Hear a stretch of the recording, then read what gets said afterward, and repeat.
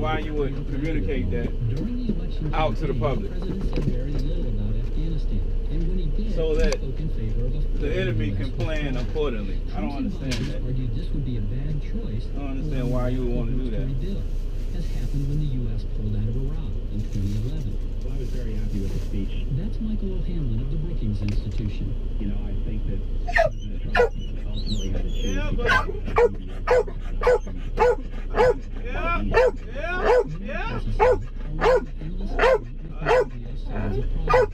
But O'Hanlon says, consider the likely alternative. It would still be a real shame. Outside to play after a while, okay? Probably watch the Afghan government fall and terrorists. Give me a minute here. Just calm down. Chill out, okay? I think that President Trump made calm down. Focused on the right basic issues. Okay. The U.S. has about 8,500 troops in Afghanistan.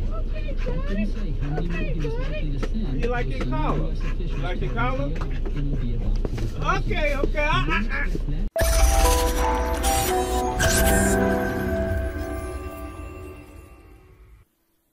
Control many rural areas of the country and feel they can outlast the U.S. forces. That's cool, man. I thought we was going to run into some heavy rain, but its allies are fighting. we did not. Here's Seth Jones again. I wish I had stopped and put on and got me a shower real quick, though. Also for many years ran the Center for But that is why I took one last night, so that I would be more flexible today, you know what I'm saying? Be more flexible today. What I really would have wished is that they would let me get loaded today, boy. That would be beautiful, really beautiful.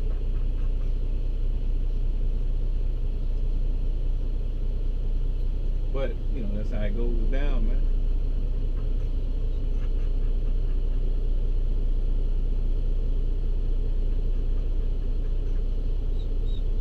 So let's talk about something real quick. You know, you're trying to decide on whether you're going to become an owner-operator, or we could say preparing to become an owner-operator. Or I could say this video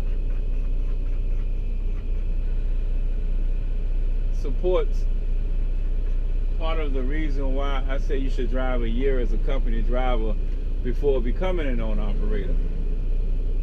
And that is because there are some things that you need to learn about and get insight about in order to make a decision on whether to become an owner-operator and how to be more successful as an owner-operator. And so I'll just talk about some things. So for a year, within that first year, what I suggest is to build up your credit, save some money, put some money aside, because anything could break down, and we'll get back to that. From buying a truck, even if new or used, something could break down. Something could break down. And so save your money, build your credit, pay attention to any problems you have with your truck as a company driver. Pay attention to the mileage and pay attention to the problems you have when you have to go in the shop. Ask questions about the issues that you have. Are they normal wear and tear issues, or is there something in your driving style that might have caused it, and is there a way to prevent it, and what is the fix for it? You know, make note. If you're really clever, you would actually write down notes for these things, you know, and categorize them: engine, transmission, electrical, this, and that way you have a database of information. Although we have Google now, but you will have a personal database of information with regards to problems that you've had with the truck, and if they are to be expected, then at what mileage you might start expecting them to occur, or what things you can do to prevent them. You know, just notes. You get the idea. So you do documentation about your experience with regards to mechanical failure as a company driver. That way, as an owner operator, boom, You're gonna save a lot of money and guesswork. You're gonna be able to be more prepared. You're gonna be able to be more proactive. You're gonna have more insight. This means that. You know, blue smoke means oil. Black smoke means fuel rich. White smoke means water getting into the combustion. You know, if you got the smoke, you probably need piston rings. You know, so you're gonna learn these things with a dry rotted belt, hoses. At what point do they dry rot? A lot of times it's like 400, 500, 400, between 300 and 600,000 miles, depending on where the truck is being ran. You know what I'm saying? So when it get dry rot, they get weak, and then it's likely to bust. You saw that in one of my videos. One of the hoses busted. I got 580,000 miles now. I think 540,000 miles now. Airbags. So think about this now. You're learning about the maintenance of the truck, and you're also learning about what things to look for when you buy a truck, when you buy a used truck. I bought several trucks, but the most recent event was I went with one of my partners to look at a truck for him that he was about to buy, and you know, it's like you need to replace the airbag. The belts were dry rotted on one. On one there is a never mind. I can't think of the name of it. A piece worn under the leaf spring with suspension. I was pointing out one was missing. The guy said it's a used truck. What do you want? I'm just letting them know. I mean, because this is probably just something that you can just fix. It's not. It's only a $5, $6, $10 piece, and you can just put it on there. I'm just letting them, you know, point it out. The guy was just kind of, you know, thought I was being petty, but I wasn't. I just pointing out different things.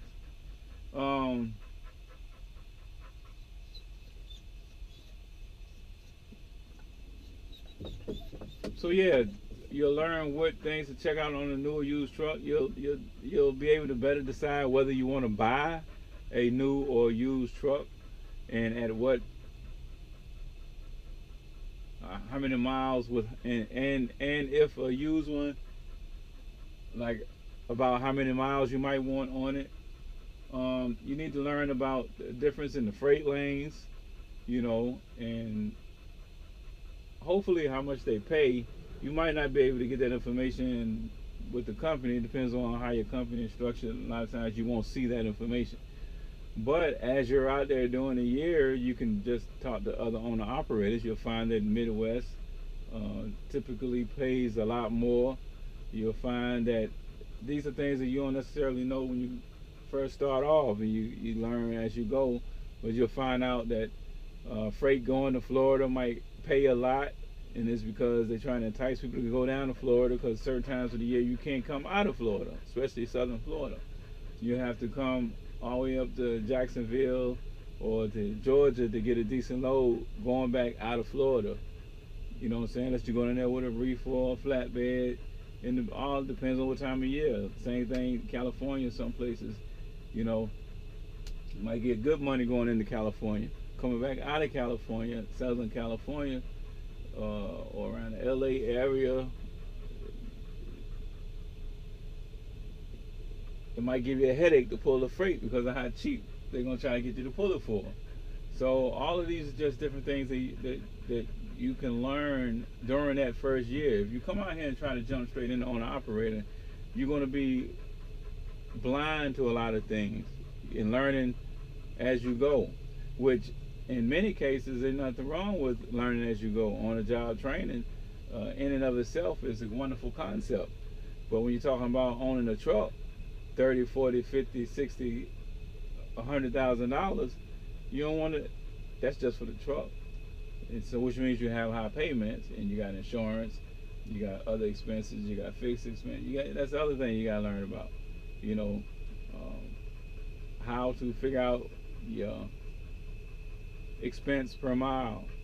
So then you can determine what should be your bottom line rate per mile that you'll haul for. You got to find out that there's a difference in percentage pay and cents per mile. You know, percentage pay quite often works out more to your advantage. But then again, all that depends on, like what I just mentioned, whether you're going to be operating in, what freight lanes you're going to be operating in.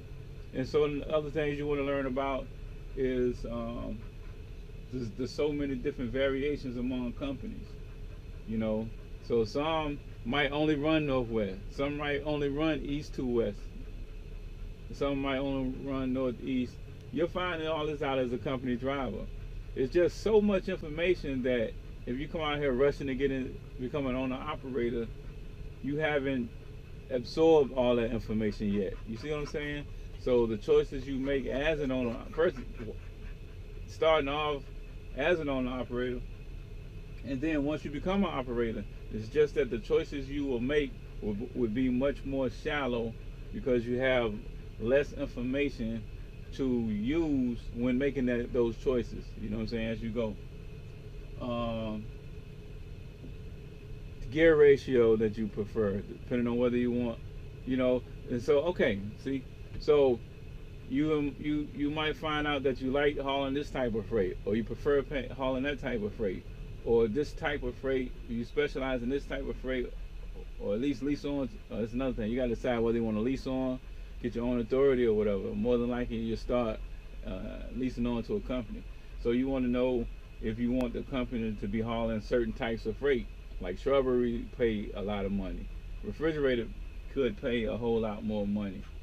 You know, you want to know whether you want a 53-foot reefer or a 48-foot reefer. They might have started making most of those 53 right now, I'm not sure. But I would get a 53-foot reefer. So then you can haul full loads of dry goods. You just can haul more stuff than if you had a 48. But anyway, preference.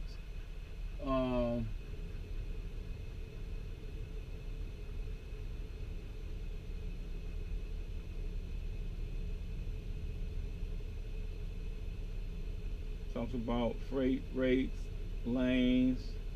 Oh, that's what I was getting to. So based on what you might want to haul, now if it's just general freight, then it's going to run the gamut. You could haul something 5,000, 7,000, 10,000 pounds, or 44,000 pounds. In that case, you might decide that I want an engine that's going to pull pretty good, but also get decent fuel mileage. Well, that's going to be different than if you want an engine that is just going to get it on the power side. And so when might you want that? Well, if the type of freight that you want to haul, because it pays high dollar, is generally heavy, and you're going to be hauling it in the mountain region. See, the reason that freight like that pays higher, generalizing, is because don't nobody want to haul it. You see? And so to have a truck best suited for that, you want a gear ratio for pulling heavy, unless you're okay with just barely making it up the hills. It's all these little variables, man, and moving parts. But all of these things, like I said, just with time, being out here as a company driver, you gain the insight on.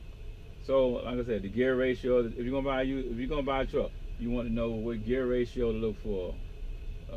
You want to know how many horsepower you want in the engine. You want to know whether you prefer a 10-speed, 13-speed, or automatic. You'll hear people giving mixed information on automatic versus standard. I think now pretty much they have all the kinks worked out on the automatics, but I think a lot of that has been fixed now. If you get newer automatic trucks, what's newer? I don't know. That had a whole lot of issues with the sensors and the automatic transmission. But anyway, see all these little nuances, man. There's only one way really to get all of that information. You can see right now that I'm having trouble trying to give you everything that I think you should try to learn or be made aware of, or try to expose yourself to in preparation to becoming an owner operator. Well, no matter who you talk to, and talk to a whole lot of different people. then we can't give you everything right then and there. But it's the way to go. You want to talk to as many people as possible, which you can do as you are our company driving. So like I said, save money, build your credit up, because my other recommendation is to buy a truck. I never leased a truck. Now there's a benefit to lease, which you can learn all this stuff. I got a page, matter of fact, on the website that said lease versus buying. Should you buy? Should you lease? What type of truck? Blah blah blah blah. But I think the biggest difference in lease right now is it's easy to get into, but you're going to be paying a whole lot more for the truck, and all of the payments are tax write-offs. You can write off all of the payments, I think. I'm not sure. Like I said, I never leased. When you buy the truck, you know, you got to depreciate the truck.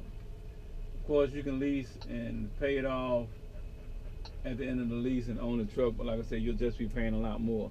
But you know, different strokes, different folks.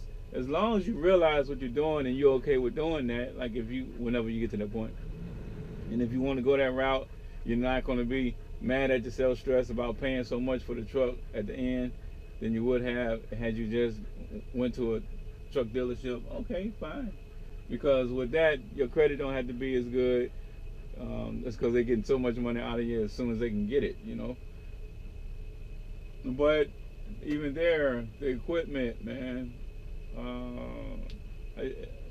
Again, as a company driver for a year, you're going to learn a whole lot and know what to look for, even know what questions to ask when you go and get the equipment, whether it's lease or buy, so that you can try to make the best choice that you can, even if you're going to lease.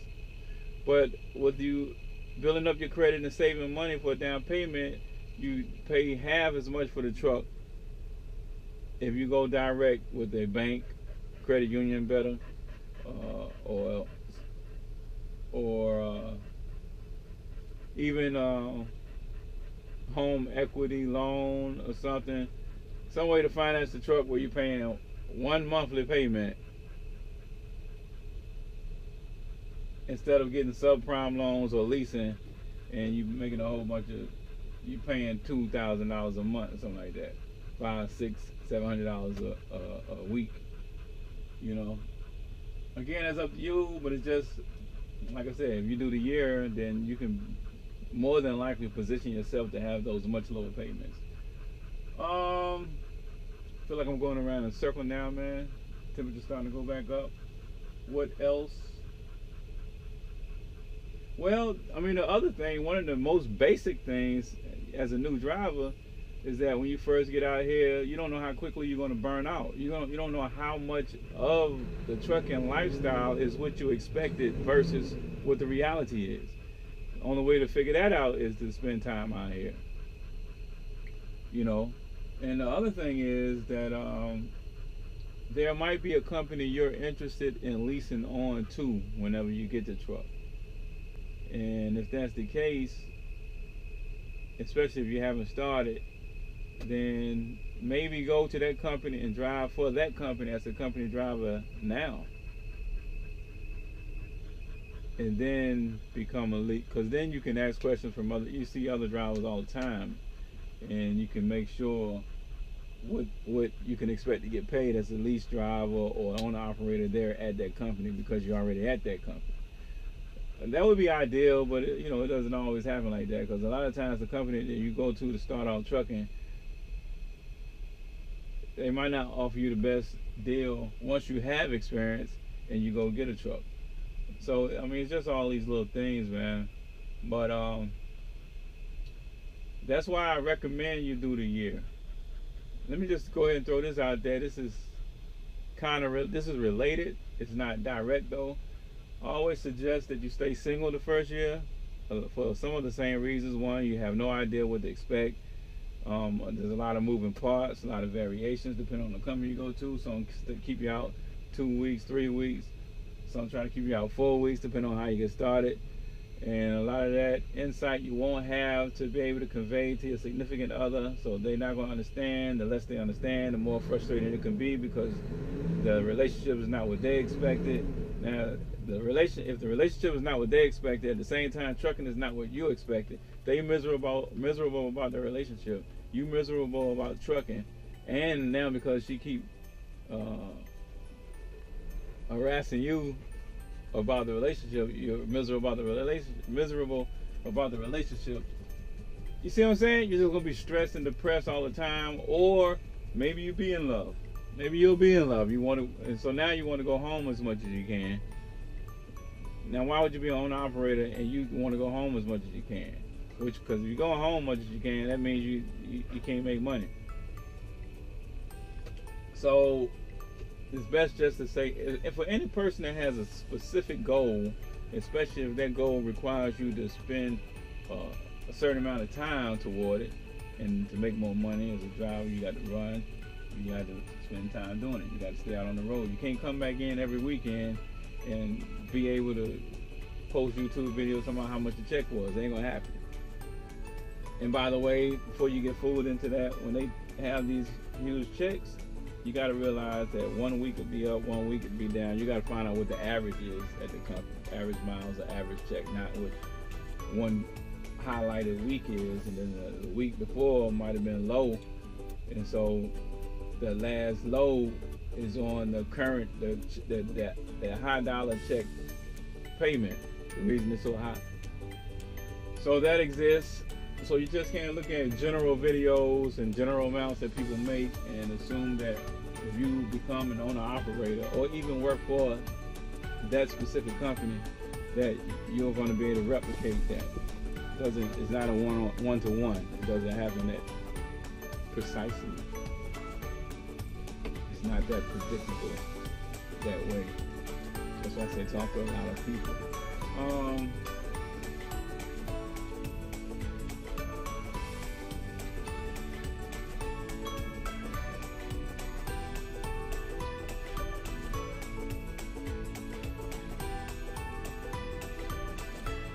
Y'all, that's it. That's all I can think of right